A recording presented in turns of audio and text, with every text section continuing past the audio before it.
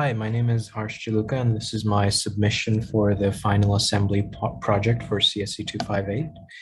And let's set up the bitmap display. The unit width and unit height were 4 units each, and it was a 256 times 256 display.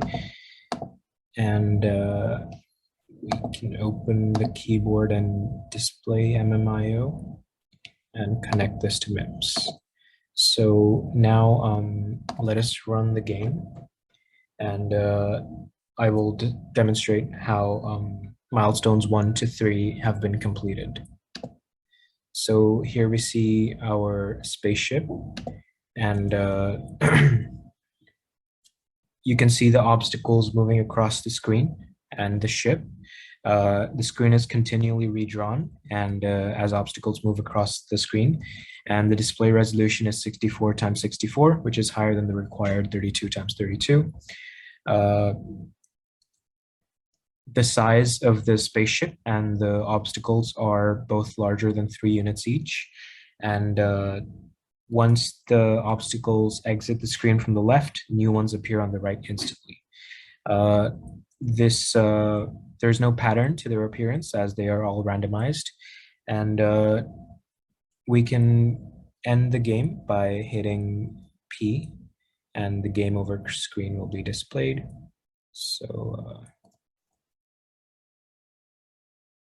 sorry, yeah, that was game over by finishing lives, but if we hit P right here, then the game will be over as well. So that was milestone 1, and moving on to milestone 2. As has been demonstrated already, the spaceship can move around using WASD, and it does not move further to the left when it reaches the border, and the same goes for the bottom border and all borders. So we can test the right one here, and we can test the top border right here. So that is one requirement of milestone 2. Now for collision detection, once the spaceship hits an obstacle, it turns red to signify that it has collided with an obstacle. And the game keeps track of these collisions with the red dots on the top right-hand corner of the screen.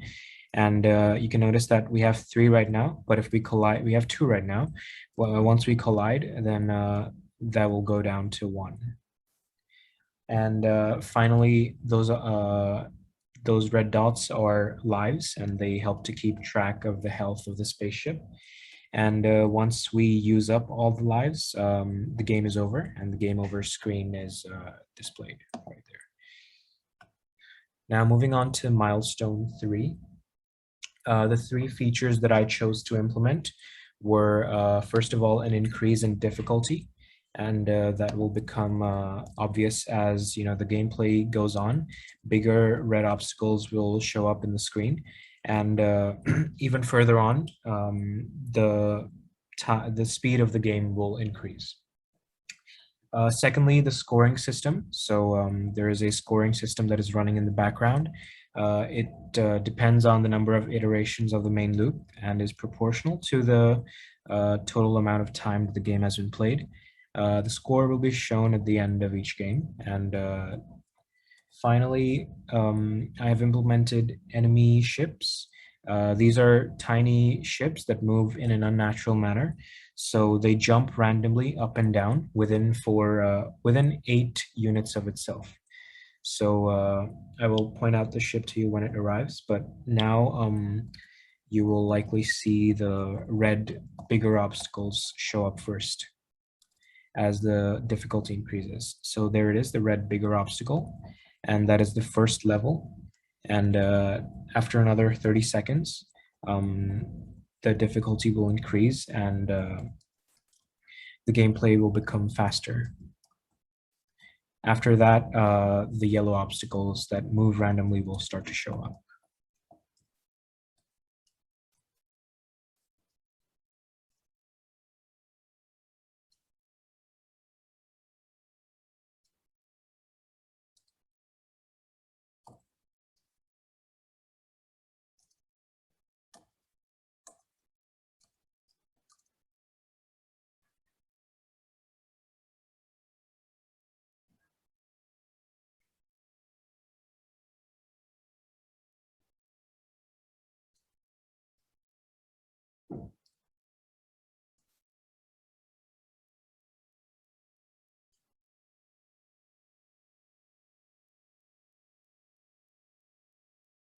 Right, so there it is, the yellow obstacle, and it moves randomly within 8 units, within 8 rows of itself.